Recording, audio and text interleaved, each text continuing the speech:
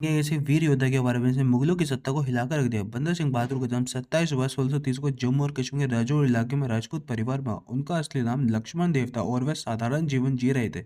उनके पिता का नाम रामदेव था और वह शक्तिशाली शासक थे। बंधु बहादुर की माता का नाम सुशीला देवी था। उनकी माता एक धार्मिक सुविधा वाली स्वभावी महिला थी जिसने बंदा बहादुर के बचपन में संस्कार और धार्मिक शिक्षा प्राप्त की। उनके जीवन में माता की शिक्षा की प्रेरणा और गहरा प्रभाव था। बीबी सुशीला को एक साहसी और बुद्धिमान महिला थी। उनका परिवार सिख समुदाय में महत्वपूर्ण था। बंदा सिंह बहादुर में शुरुआती जीवन में एक घटना जीवन को बदल दिया। वे शिकार के शौकीन थे। एक बार शिकार के दौरान उन्हें एक गर्भवती हिरण को मार दिया जिससे उन्हें गहरा आघात हुआ। इस घटना ने उन्हें अपने जीवन पर विचार करने के लिए मजबूर कर दिया। उन्होंने अपने सांसारिक जीवन को त्याग कर दिया और सन्यासी बन गए। गुरु गोविंद जी के साथ उनकी मुलाकात ने उनके जीवन में बड़ा मोड़ लाया। गुरु गोविंद जी के आशीर्वाद से उन्होंने सिख धर्म को अपनाया और बंदा बहादुर के नाम से जाने जाने लगे। गुरु जी के उन्हें उन्हें मुगलों के अत्याचारों का मुकाबला करने के लिए पंजाब भेजा। उन्होंने सिखों का संगठन को मजबूत किया और छोटे किसानों को मुगलों के खिलाफ उठने के लिए प्रेरित किया।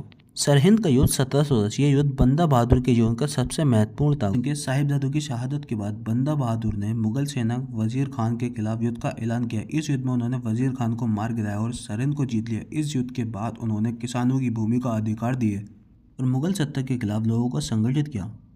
इसके बाद समाना पर हमला किया जो कि मुगलों का एक प्रमुख केंद्र था। समाना में उन्होंने कई अत्याचारी अधिकारों को हराया और शहर को जीत लिया। इस जीत में बंदा बहादुर की शक्ति को और मजबूत किया। बंदा बहादुर ने सदौरा पर भी हमला किया जहां उन्होंने मुगलों को और उनके समर्थकों को हराया। सदौरा की जीत से सिखों को और समर्थन मिला और मुगलों के अत्याचारों के खिलाफ आवाज उठाने के लिए लोग एकजुट होने लगे। बंदा बहादुर के युद्ध ने मुगल सत्ता को हिलाकर रख दिया और लोगों को अन्याय के खिलाफ लड़ने की प्रेरणा दी।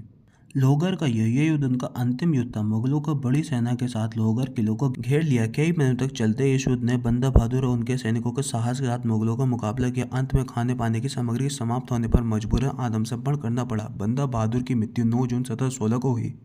उन्हें मुगल सम्राट औरंगजेब के साथ दिल्ली में पेश किया गया जहां उन्होंने अपनी धार्मिक और राजनीतिक विचारधारा को प्रदर्शन किया और उन्हें अमानवीय यातनाएं दी गईं, लेकिन उन्होंने अपने सिद्धांतों को नहीं छोड़ा। उनके बाद कैद किया गया और उनकी मृत्यु उनके कठोर नीतियों के विश्वास के कारण अंततः उन्हें और उनके साथी को शहीद कर दिया गया। सुशील कौल ने अपने पति की शहादत का बदला लेने का संकल्प लिया और अपने गांवों के अन्य सिखों के साथ मिलकर मुगल सेनाओं के खिलाफ युद्ध किया। सुशील कौर ने अपनी वीरता, साहस और नेतृत्व कौशल ने मुगल सेनाओं को पराजित किया।